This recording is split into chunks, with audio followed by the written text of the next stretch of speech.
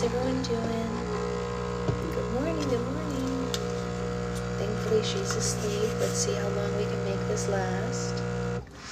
Cross your fingers for the best.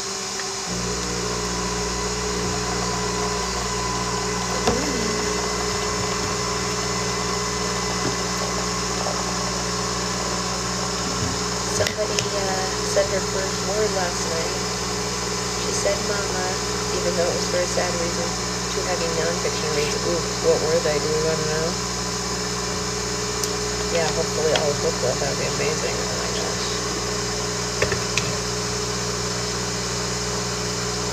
Yeah. It was the middle of the night, I want to say like 3 a.m. And I had been pacing with her and she just wasn't coming back to sleep. And so Secret Husband, being absolutely as wonderful as he is, was like, let me take a turn, I'll do it with her for a little while. And I handed her to him and I walked in the other room to like go make her a bottle. And because I had already breastfed her and it wasn't putting her to sleep, so I was like, well, let's try something else.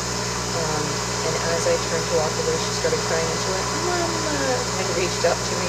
And we just both were just like weeping because it was so sad. I was like, okay, and I took her with me. That's not just saying a word, that's communicating your desires, so broke my heart a little. She said, mama, don't leave me. So she came with me to make the bottle. I know, heartbreaking, right? It just kills you. I was like, okay, baby, you can come to Bottle Land with mommy.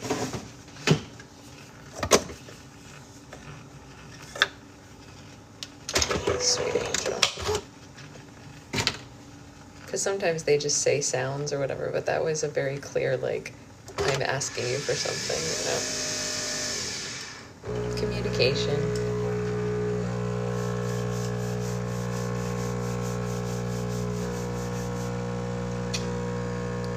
Sweet little angel. She said, don't leave me, mama. Very clear intent, yeah. Very clear intent. Shared a little hand. I was like, oh, my baby. I have teenagers wanting to make slime. Where should I get clays and hunt addicts? I got plenty, Tiffany. Email me and I will send them to you. I'll mail them tomorrow or today or whatever. I got both. Happy to give you whatever on the cheap just to get it out of the house. Yeah. I'll give it to you definitely cheaper than you can get it in the store. Yeah, email me. Anybody who wants stuff, email me. You know what I have? Actually, I have a giant thing of black clay that I wouldn't be able to ship in its bag. Ducks and trash bags. I think so. Yeah, Susan, I think so. But I can split the black clay into like the 16-ounce jars and ship it that way. It's really good black clay, which is pretty hard to find. I bought it in a 5-pound bag, so I can't really ship it to you in a 5-pound bag because that's humongous.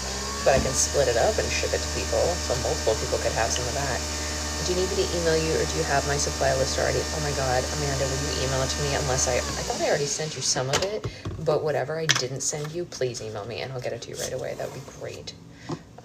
You're a hero, Amanda.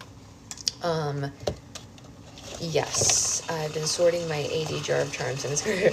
Do you love it? Do you love your AD jar of charms? Wait, Nikki, have you gotten your package yet? I need to know. I need to know. That was almost me being Rob Thomas, huh? I need to know. I need to know. Tell me, baby girl, 'cause I need to know. I need to take these back to the fridge. What am I doing dancing here?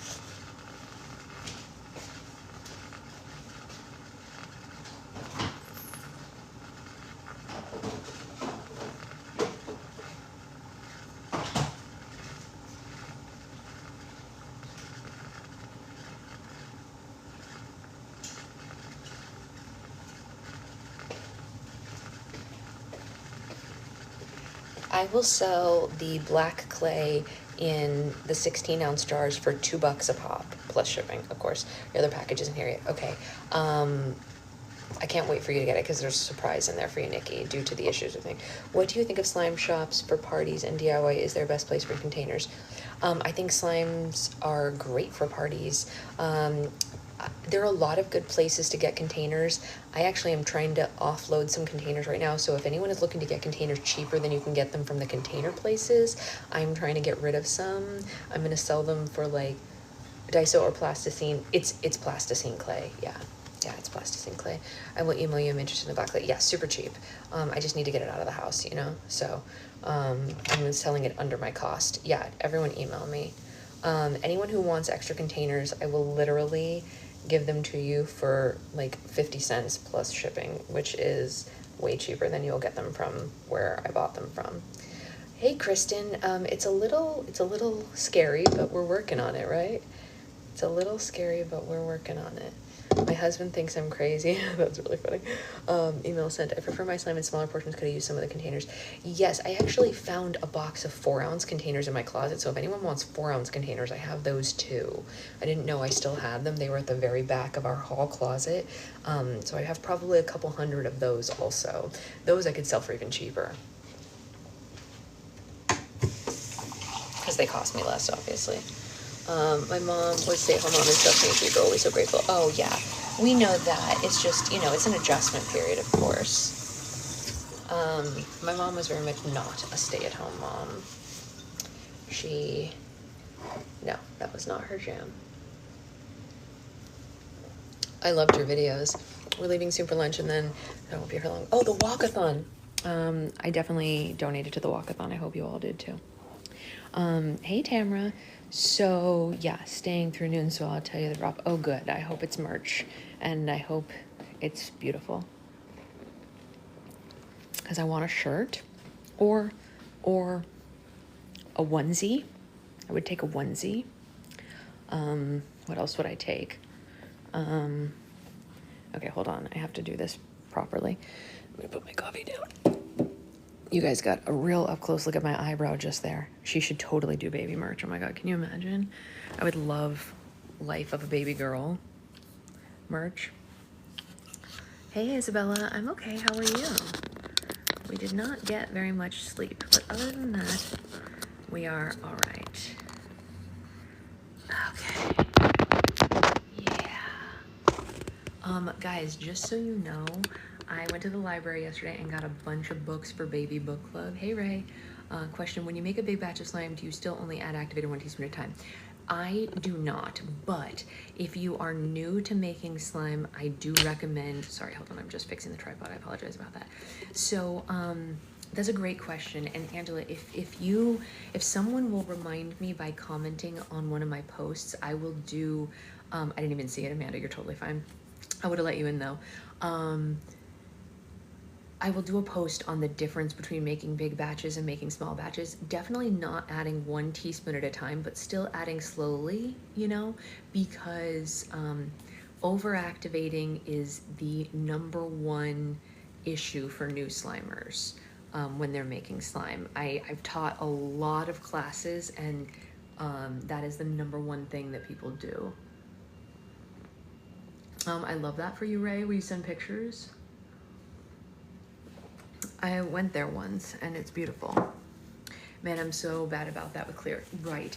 I am actually going to, I'm gonna do, not right now because I'm in the middle of trying to clean out her room and everything, but once I get that taken care of, I am going to make some more instructionals with tips and tricks, like really slow, because I won't have anyone that I'm talking to in the video, so I'll be able to just like go through it really slowly.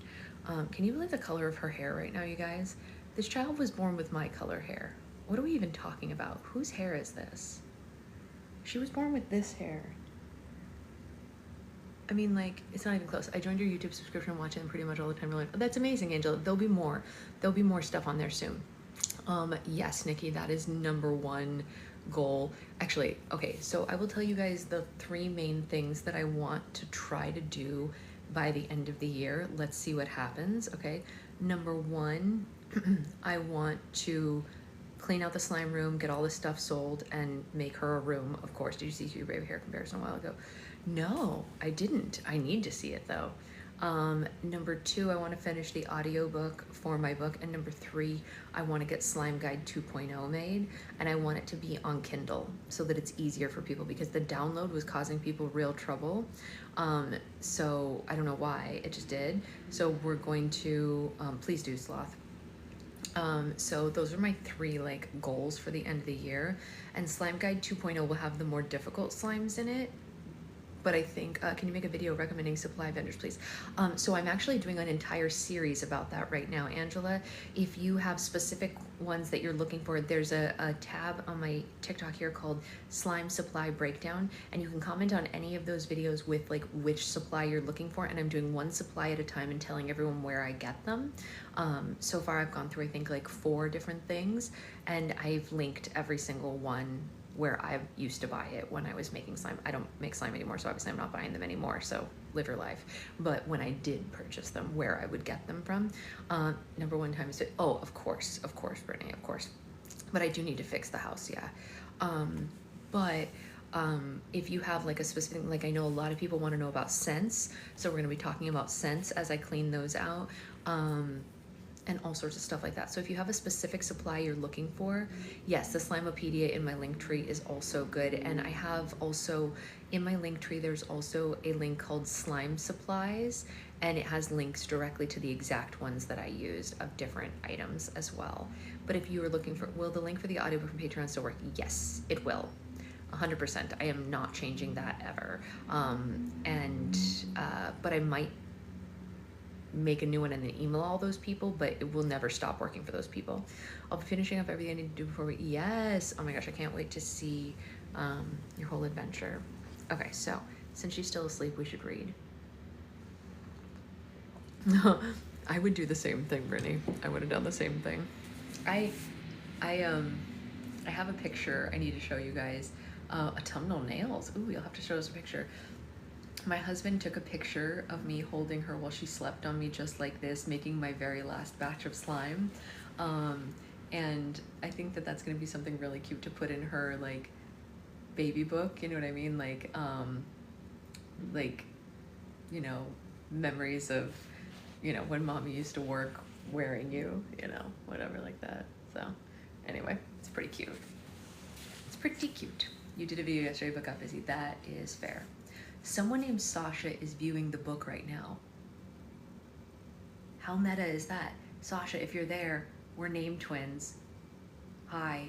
Speaking of the last slime, what snow is in it? All 3. It's a multi-snow. It had all 3. I got my last slime order yesterday, bittersweet. It is bittersweet, Heather. Aww. It's so bittersweet. Yeah. Hello to the other Sasha in this room. How are you? Okay. Let's, Mary, I know I owe you a DM. I haven't forgotten. I just need to find my measuring tape, and then we'll be good to go. Chapter 13 today. No, it's not her fault we stopped. No, it's not a fault. It's a good choice. Did you ever try my snow fizz? That's going to be a video I'm going to do once I get everything cleaned up, Nikki. And if it's good, I'm going to recommend you to other slimers who are looking to purchase, and you can make some cash on the side that way because they want it. Trust me. Chapter 13 is called, are you ready for this, you guys? The Evicted Queen. You know what that means, don't you? Or at least I think I know what that means. Let's see. The weeks following the Fairy inaugural ball turned out to be quite enjoyable for Alex. She attended the Fairy Council meetings every day, she rode Cornelius on daily trips around the kingdoms to see who needed a helping hand of a fairy, and she spent the evenings going on long walks with Rook through the woods. She couldn't decide which part of her day she liked best, except on the days when the walks ended with a goodnight kiss. Then that walk was definitely her favorite. After a week of agonizing over the ball and days spent worrying about Rook, Alex was so happy that she could finally enjoy herself again. It had been so long since she was content about anything, she had almost forgotten what relief felt like.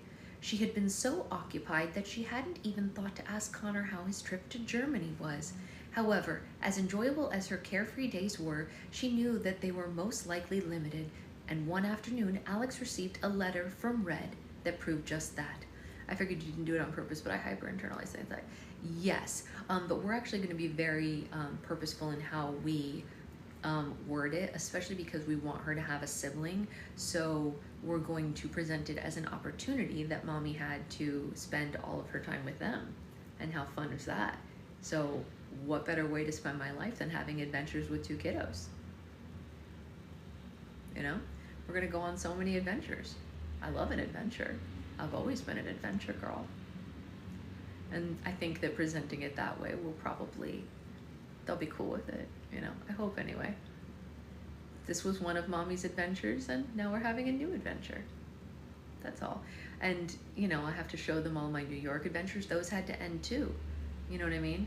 So that's something you can explain to them if you ever, you know, like I can show them, look, mommy had adventures in New York and those ended, and mommy had adventures in Italy and those ended, and then mommy met daddy and we had new adventures, you know what I mean? And then, oh, it's true, Isabella.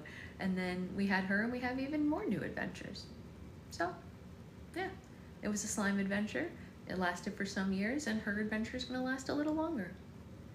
I appreciate that, Brittany. I hope she internalizes it the right way. My kids are older now, 8 and 10, and we had the best time. Yeah, that's my hope. That is absolutely my hope, is that we will have, and you know, I can also show her all the pictures from when I was a nanny and all those adventures, and show her that I used to do that with those other kids too, so she knows it's not just her. You know, I stopped working on Broadway and became a nanny and worked with some other kiddos. Now I'm looking for work and it's tough. Yeah, my mommy was the rainbow slimer. I don't know if it'll be a flex. I think it will have probably gone out of fashion by the time she's old enough to say that. But the good news is we'll be able to make really cool party favors for her birthday parties. So at the least she'll have that. When I was a nanny, I made some baller birthday parties, you guys. I do have to say that. Oh, absolutely. So I absolutely am enjoying it. All right, let's read the letter from Red to Alex.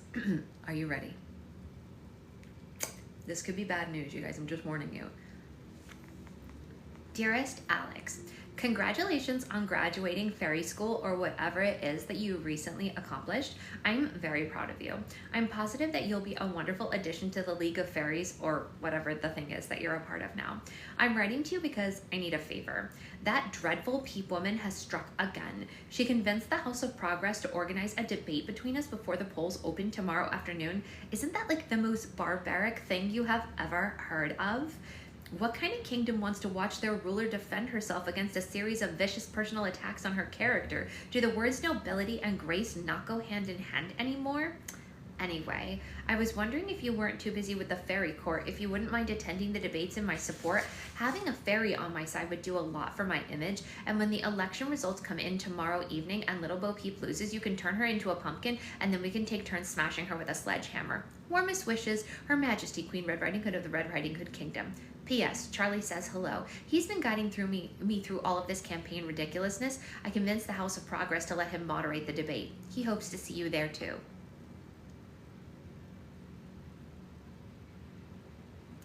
The letter had been delivered personally by one of Red's messengers, and he looked very tired after traveling all night to deliver it. Please tell Queen Red that I will be there, Alex sighed, and later that evening, Alex told Rook about the letter while they were on their walk. Are you gonna tell Red what we saw in Little Bo's barn? Rook asked her. No, I don't think I will, Alex said. I can't fault Little Bo for having non-noble intentions when Red doesn't have the noblest intentions either.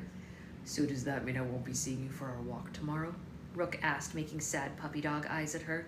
Probably not, Alex said, but I'll see you the day after. That's all right. My father and I are pulling weeds tomorrow, and that usually takes up the majority of the day. And then Rook let out a pitiful laugh.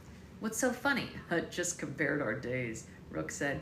You're going to be a part of an election that will change a kingdom's future, and I'm going to be pulling weeds. We all do our part, Alex teased. But if it's any consolation, Red's problems are a lot like weeds. No matter how many times you pull them, they just keep coming back. The following afternoon, Alex rode Cornelius into the Red Riding Hood Kingdom and arrived in town just as the debate was about to begin.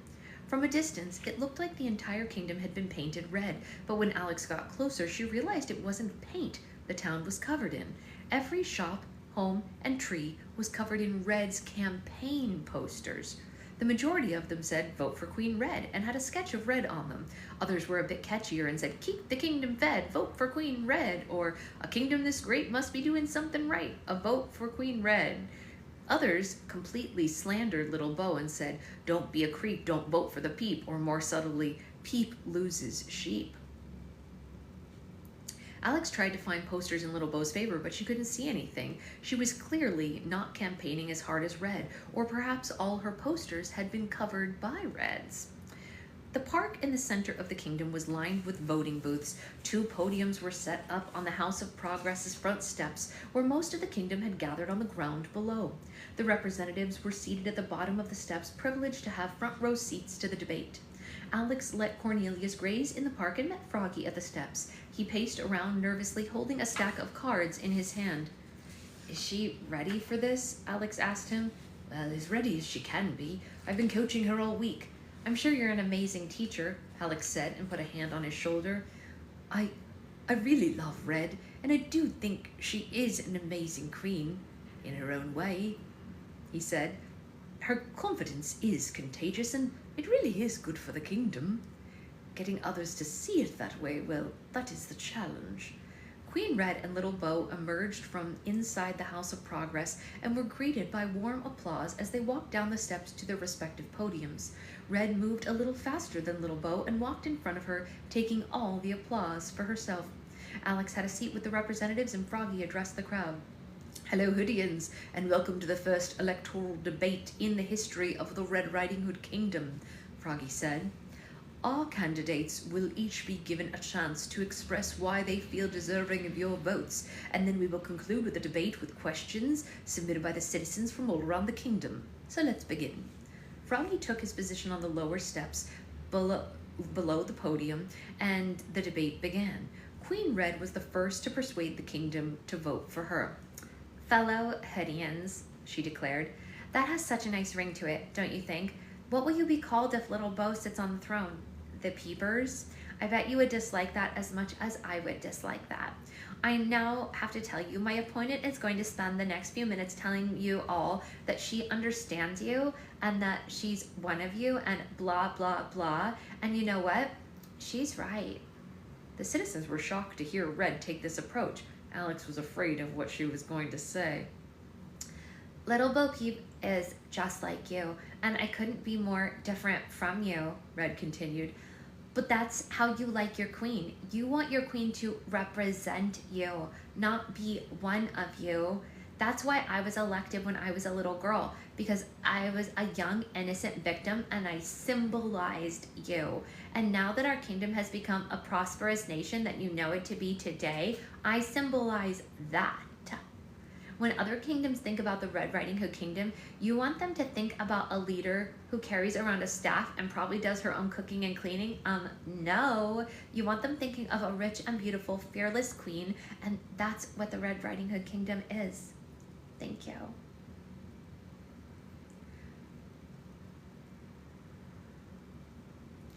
Red finished her speech and struck a pose with her hands in the air. The citizens had been trained well enough by now to know that they were supposed to applaud whenever she did this. Little Bo cleared her throat. It was her turn to convince the citizens to vote for her. "The reason I didn't put campaign posters up is the same reason I won't bore you with a long speech right now. It's a waste of your time," Little Bo said. "Queen Red might waste your time and your resources, but I won't."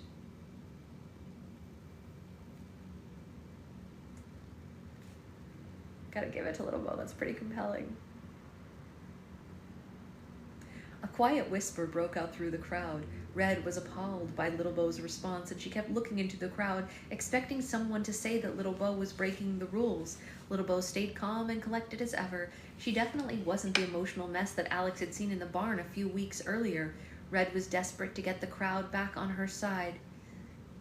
May I just remind everyone that when I was younger and surviving horrendous attacks by wild creatures, Miss High and Mighty over here couldn't even keep track of her own sheep," Red said. "And then her own sheep felt so sorry for her that they came back, wagging their tails behind them so she wouldn't feel so pathetic, and now that's the woman who wants to be queen?" The spectators hooted and hollered at Red's feisty response. The debate was getting interesting. Froggy slapped his hand against his forehead. Alex could tell he had tried coaching her against having outbursts like this. For the Queen's information, I lost my flock of sheep one time. It was a traumatic experience that inspired me to single-handedly turn my family's farm into the most productive in the kingdom, Little Bo stated. We are now the #1 wool-producing business in the world, thanks to the flawless counting system that I invented, and my farm has never lost a sheep since. Red greeted this response with an impressive eye roll. Wow, if traumatic experiences make someone a bigger person, I'm surprised that I even fit through the door of my own castle, she said. I was inside the stomach of the big bad wolf, like inside him. Surely that deserves a little more credit than just being absent-minded. You walked into the forest in a bright red cape carrying a basket of freshly baked goods, Little Bo interrupted. You were asking to be attacked by the wolf, and then we elected you queen. If a fish jumped into a boat with a hook in its mouth, would we have elected him king? A sprinkle of people in the crowd grunted their protests, feeling that Little Bo was insulting their judgment now. Red quickly milked this for all it's worth. Oh, are you telling the Hoodian people that they were wrong to elect me as queen? It is merch, yay! Oh my gosh, Liz, I can't wait to see it. Little Bo's eyes darted around the crowd, who grew more insulted by the second. It was her turn to get them back on her side. I know, Little Bo Peep is going at it. What I'm trying to say is Queen Red might have been a symbol at one point, but the big bad wolves are gone now, Little Bo said. Times have changed, and so should the leader of this kingdom. The kingdom may have needed a symbol then, but we need a ruler now. A hush fell over the crowd. The citizens started to look at Little Bo differently, not just as someone brave enough to challenge the queen, but as a true leader. All right then, well, let's read some of the questions, Froggy said. We'll start with Queen Red and Little Bo will follow. The first question is, how will you help the farmers whose crops freeze in the winter? Red perked up like she knew the perfect answer for this. Oh my gosh, not only will I supply the farmers with coats, I will supply their crops with coats as well, she said happily. The entire crowd squinted at her. Was she serious? I would supply the farmers with mulch to give their crops a better chance of withstanding the cold, as well as barrels of heated water to keep the crops from freezing over, Little Bo said, and the citizens nodded to one another. They liked her answer better. Froggy moved on to the next question. All right, now Little Bo will answer first, followed by Queen Red, he prefaced. How will you make a school a more meaningful experience for the children of our kingdom? Little Bo was prepared with an answer. You can only learn so much in a classroom, she said, so I would invite the children to my farm or have them visit shops in town so that they can experience different workplaces before choosing a field to go into, and it would give our poor overworked teachers a rest once in a while. Yeah, I love Red too, but that was a bit much. This was a welcomed answer, and it came with a soft round of applause from the teachers in the crowd. Red thought about her answer before giving it. Actually, I like her answer, she said with a confident nod. I'd do that too. Alex sighed. She did not think that this was going to end well for her friend. All right, next question, Froggy said, and flipped to the next card. Queen Red will answer first. What is your take on national security? Red placed her index finger over her mouth while she formed an answer. Alex crossed her fingers, hoping that she would deliver an answer the citizens could get behind. I like it, was all she said with a large smile growing on her face.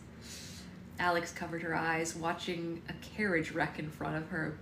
A few citizens even laughed at Red. Little Bo waited a moment before answering the question herself, letting Red's embarrassment marinate. I believe the key to national security is to have a strong army, Little Bo said. No kingdom has ever experienced a downfall because it was too strong.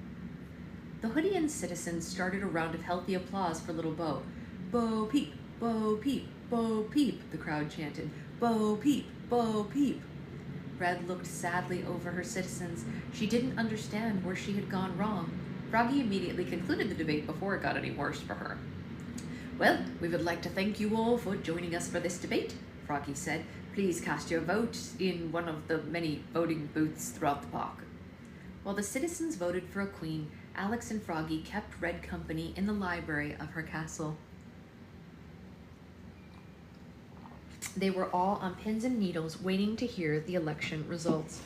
Alex and Froggy sat in the large, comfy chairs by the fireplace, but Red had been pacing for hours since they returned from the debate. Claudius watched her sadly from the corner of the room, looking as if he wished there was something that he could do for her. "Little Bo is a pain in the shepherdess," Red shouted loud enough for the whole castle to hear. "She'll never be half the queen I am. She would have been chased by a pack of wolves and lived to tell the tale? No, I don't think she would have. Would she have gotten into a flying ship and sailed around the world trying to save it? No. Could she have chopped down the beanstalk to save her citizens from being devoured by a man-eating cat? No. Would she have refused to surrender her kingdom to the enchantress? No. Does anyone except me remember the things that I've done for this country?" Oh my gosh, eldest daughter merch. Both of us need that.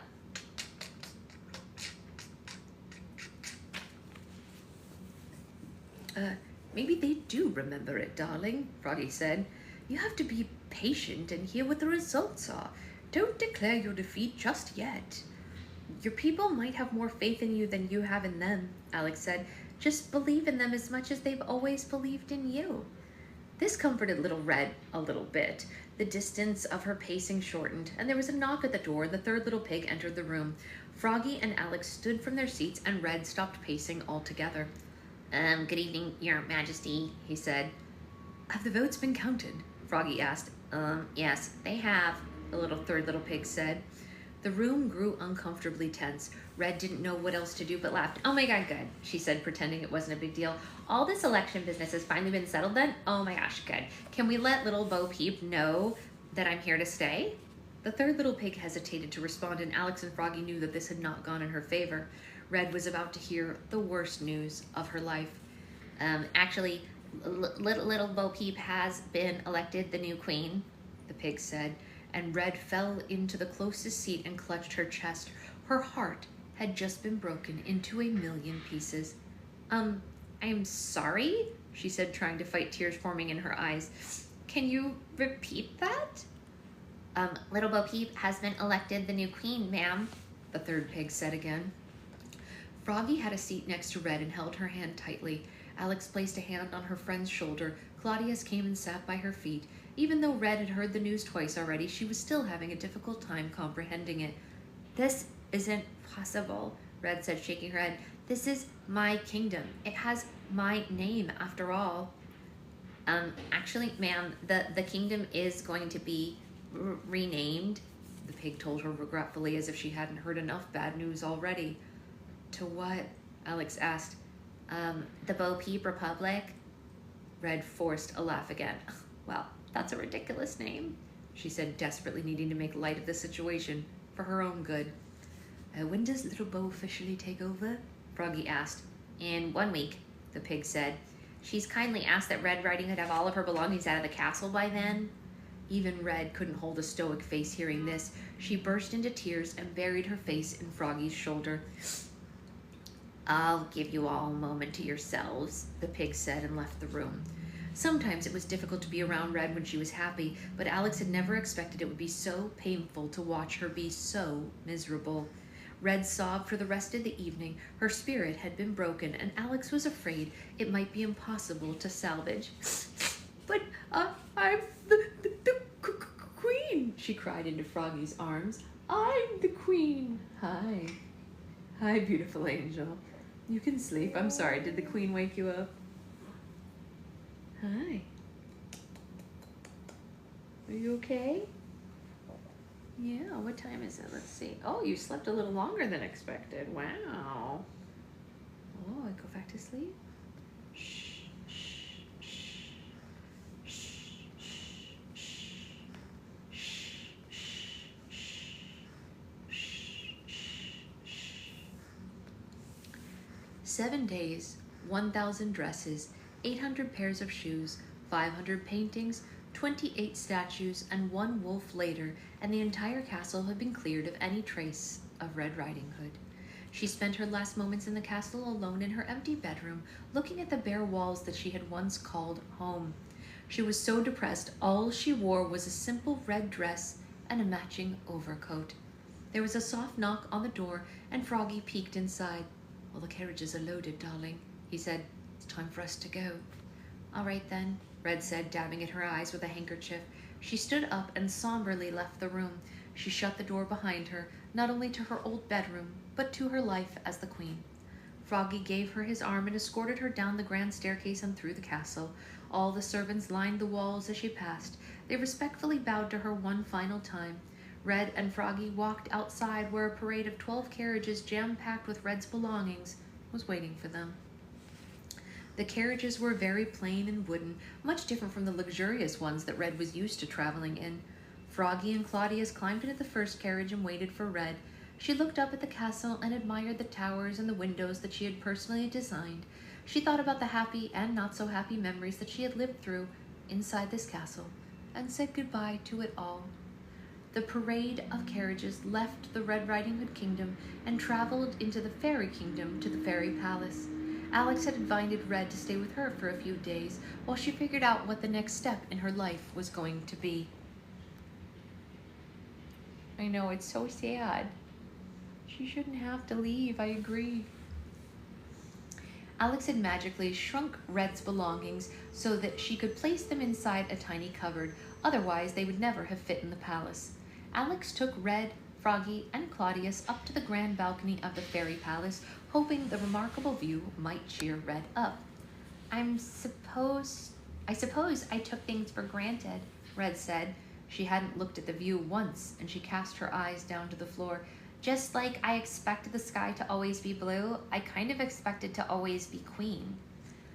Well, we all take things for granted now and then, Alex told her friend. Otherwise, we would be afraid to live life, afraid of losing everything. Claudius whimpered on the floor at their feet. Even he missed the castle. Froggy had been quiet since arriving and hadn't really been acting like himself. He looked like he was getting sick, but he didn't have any symptoms yet. Are you feeling all right, Froggy? Alex asked him. I'll be just fine, he said. I'm just a tad dizzy, that's all. I think the week is catching up to me. He walked away from them, clutching the balcony tightly as he went. But Alex didn't press the matter. She tried to think of something to talk about that would take Red's mind off her troubles. So at least while you're here, I can introduce you to Rook, Alex told her. And Red nodded but quickly looked confused. I'm sorry, who?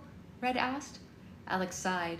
Red had been through the ringer so much she couldn't really fault her for not remembering his name. Esmeralda suddenly rushed to the balcony and went straight over to Alex. Alex, I need you to come with me, she said in a serious tone. Why? What's wrong? Alex asked. It's your grandmother, Esmeralda said. She's sick. Alex didn't know what to say to this. As far as she knew, her grandmother had never been sick in her entire life. Could fairy godmothers even be sick? A croaking sound unexpectedly came from the end of the balcony and interrupted her train of thought. Would this, by chance, have anything to do with my current situation? Froggy asked, and they all turned to look at him by the railing, and Red screamed. Without warning or reason, Froggy had been transformed back into a frog. Uh-oh. Uh-oh. Ooh, the next chapter's short. We should keep going while she's awake. I know. It's bad news after bad news. Chris is out here trying to get us all to cry. And I hate to add insult to injury, but the next chapter, chapter 14, is called The Armée Arrives. Let me get a little sip of coffee and then we'll read it. It's a pretty short chapter, so we should be able to get through it. And she went back to sleep.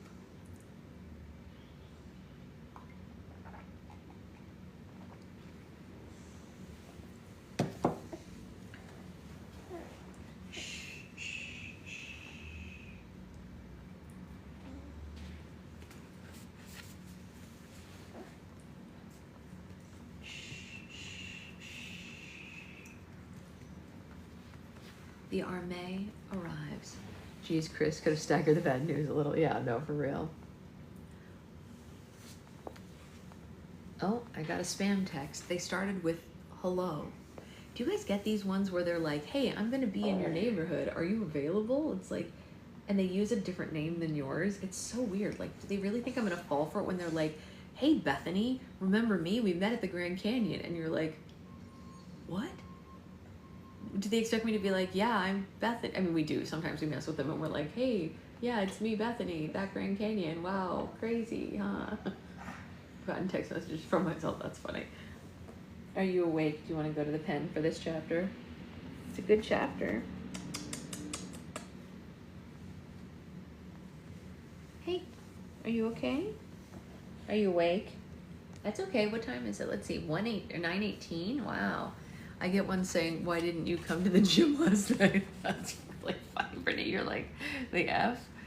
It'd be funnier if you should respond to them next time they do that, Brittany, and be like, "I was there, you weren't there, so stop lying about your success at the gym."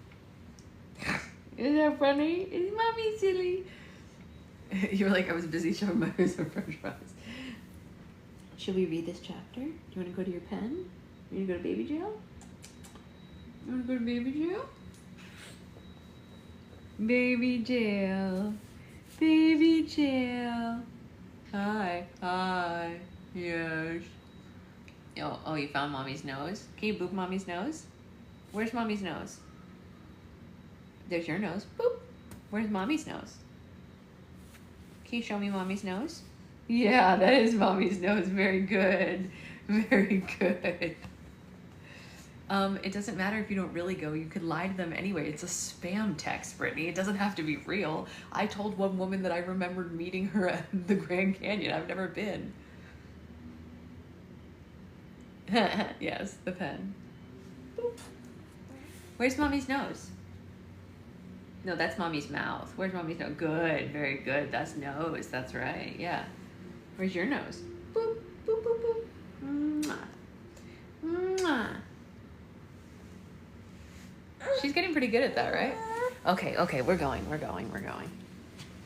No more fun and games. We'll go to baby jail. Okay. To baby jail we go. To baby jail we go. Baby, baby, baby, baby, baby, baby jail. Whee! Okay. You don't have to be upset. I'm in here with you. I'm right here. Remember? I'm in here with you. Hi. We're both in here. I just have to reach over and grab my coffee. That's all. That's all. Okay. Let's move your water mat. Yeah, see, you have so many things to do in here. Look, here's your mat. You want to play with the water mat? Okay. Tower of Terror in 3, 2,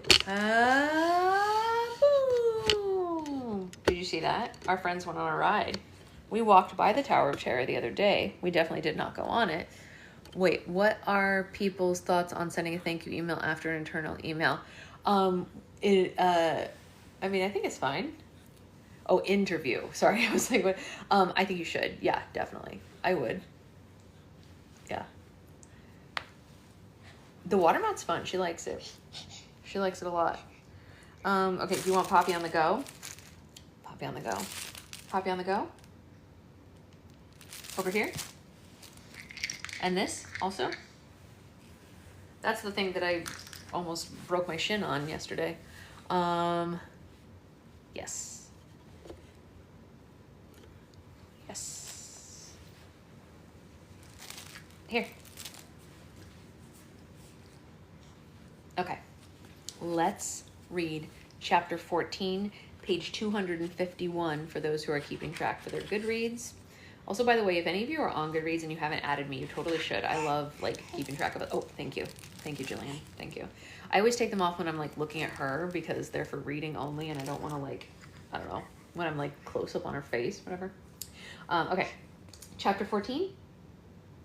The Grand Armée arrives. Bum, bum, bum. It's actually just called The Armée Arrives, but whatever. Connor was spinning through a world of light. Oh yeah, I forgot that. Connor and Bree and Emmerich are in the portal. Remember? From the hey, you can't go for my coffee, crazy pants. That's mommy's coffee. Connor was spinning through a world of light. It was so bright that he could barely see anything. He couldn't hear the sound of his own voice either. All he heard was the air rushing around him.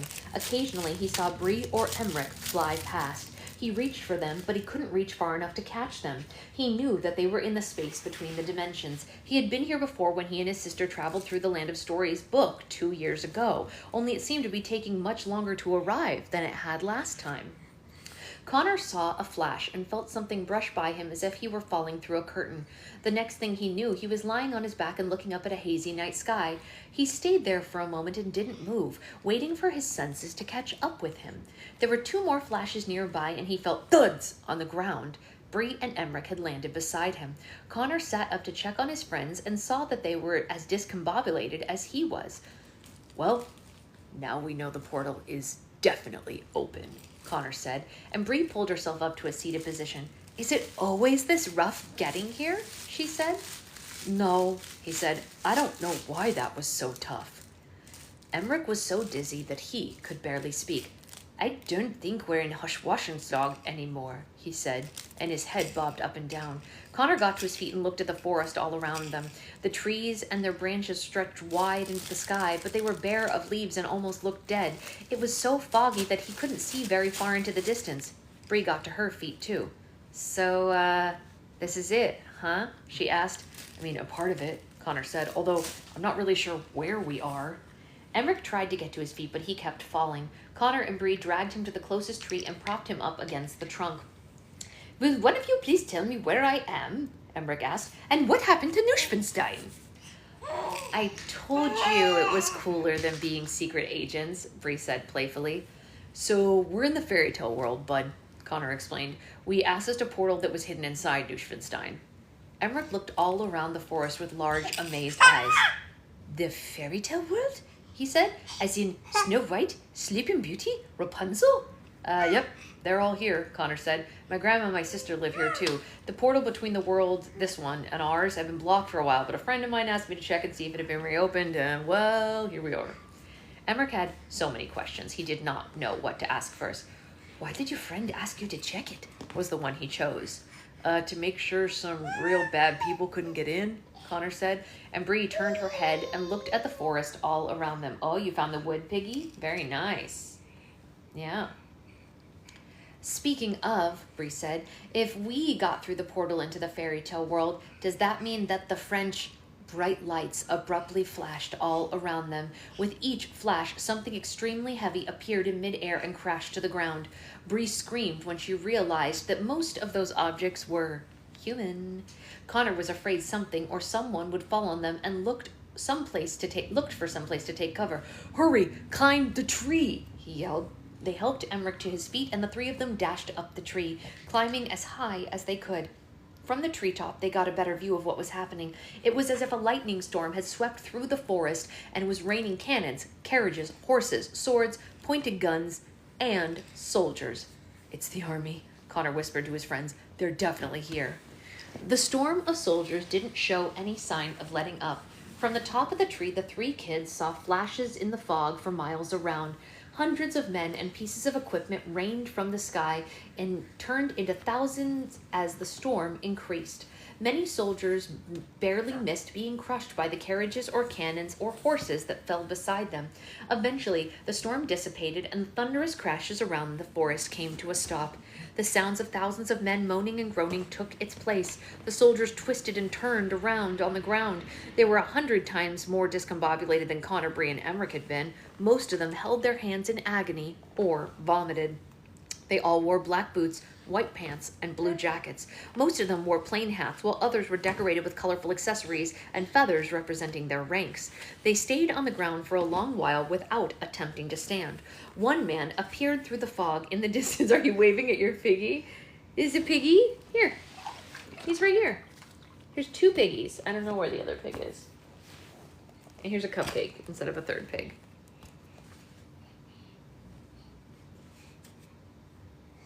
Where was I?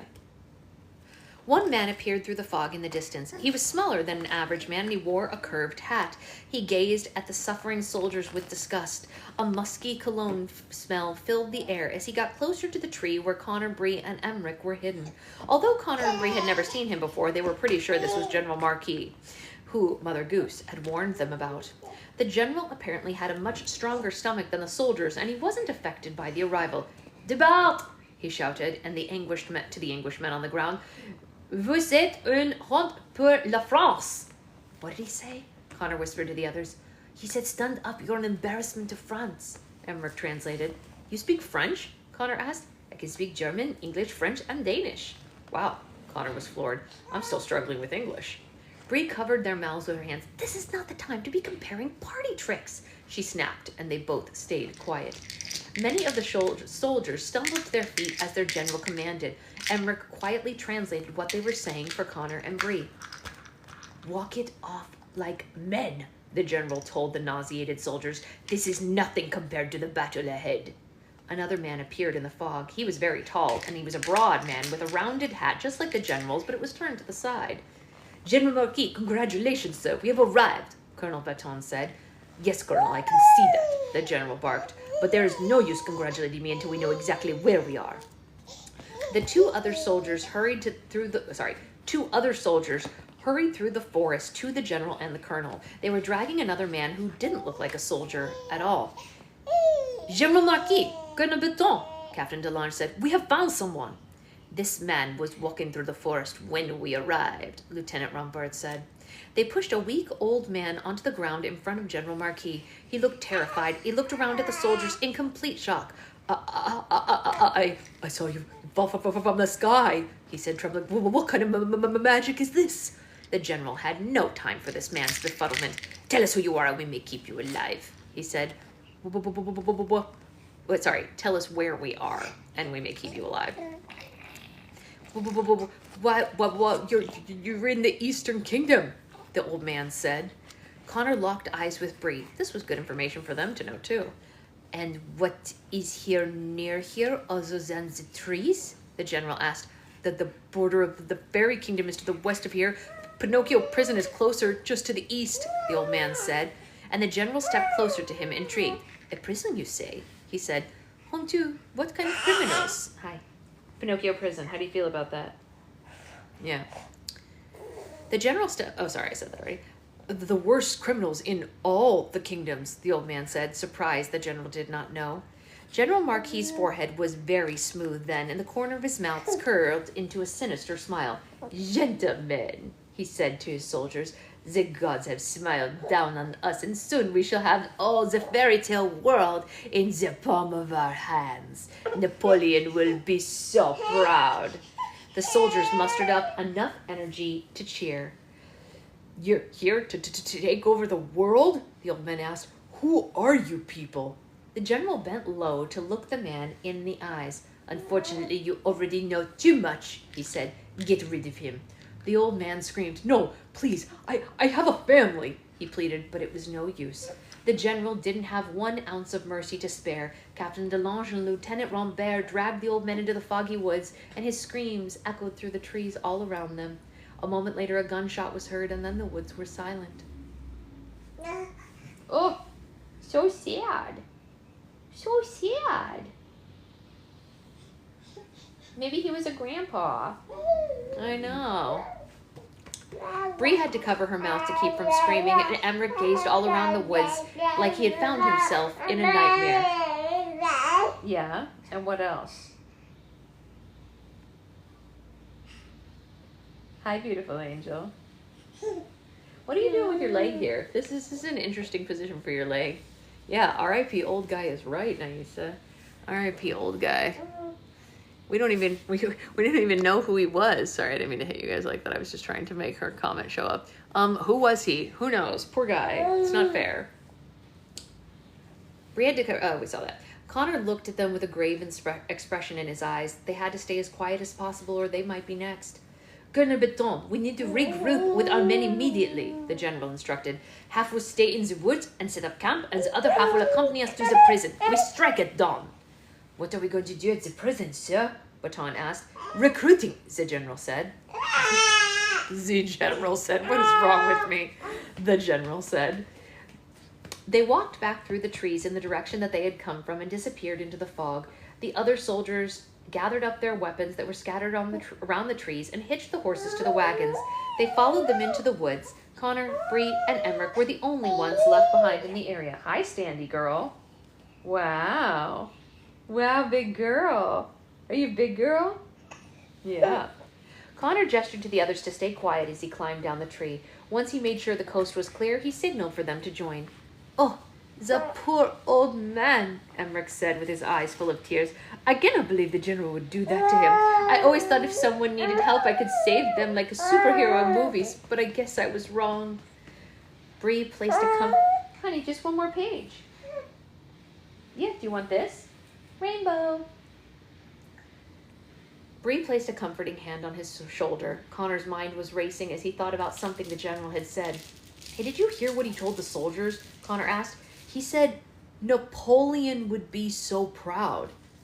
The same thought had occurred to Bree. Yeah, she said. Napoleon's been dead for like 200 years. I don't think they realize how long they were in the portal. Then how do we know how long we were in the portal? Emmerich asked. And Connor and Bree looked at each other and chills went down their spines. Could they too have been stuck in the portal for longer than they realized? It was more reason to find someone they knew as quickly as possible.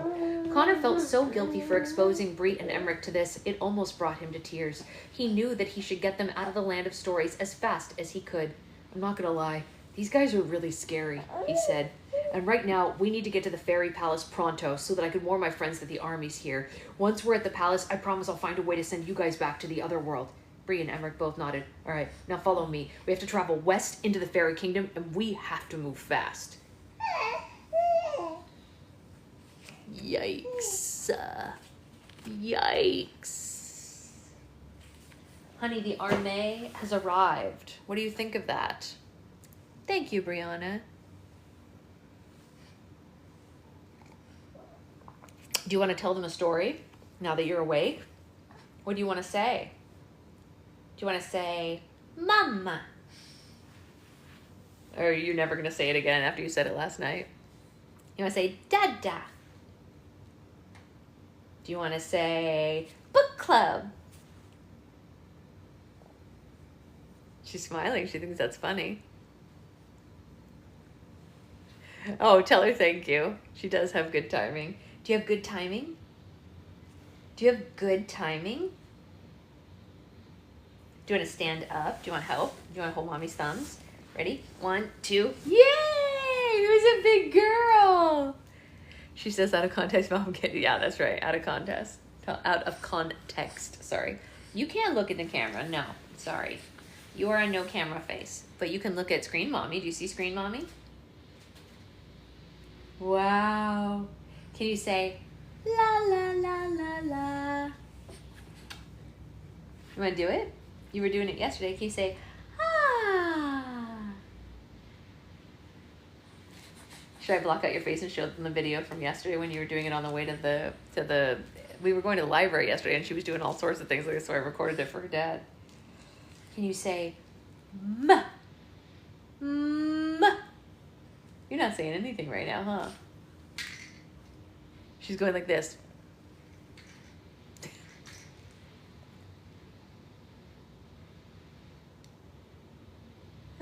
You think that's funny face? Let's see. Hold on. I think I can make her laugh. Sweet girl. Was that so stinky? Was it stinky? So stinky. She's smiling, but she's not laughing. Yeah, I can't make her do anything right now. Can you say, pew? Pew? Can I smell you?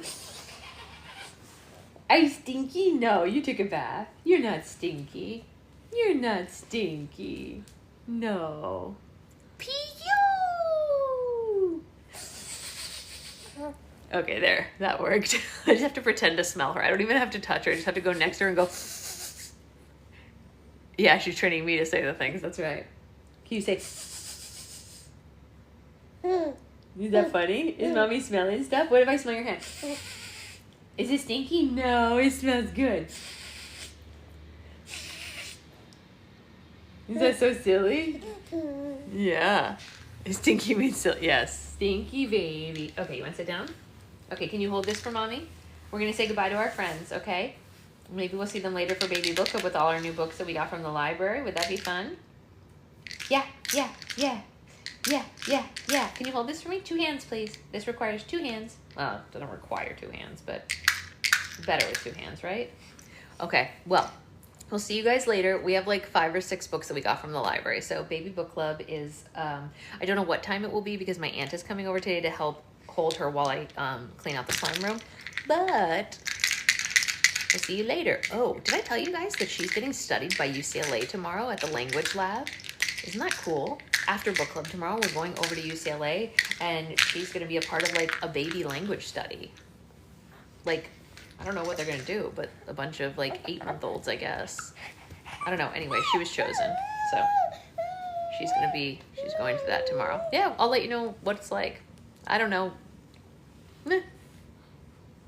My mom was like, how did you find that? I was like, I didn't find that. They sent us a letter. They probably just sent letters to everyone who was born at her hospital or something. I don't know. That is true, Anya, but keep us posted on how everything's going. See you guys later.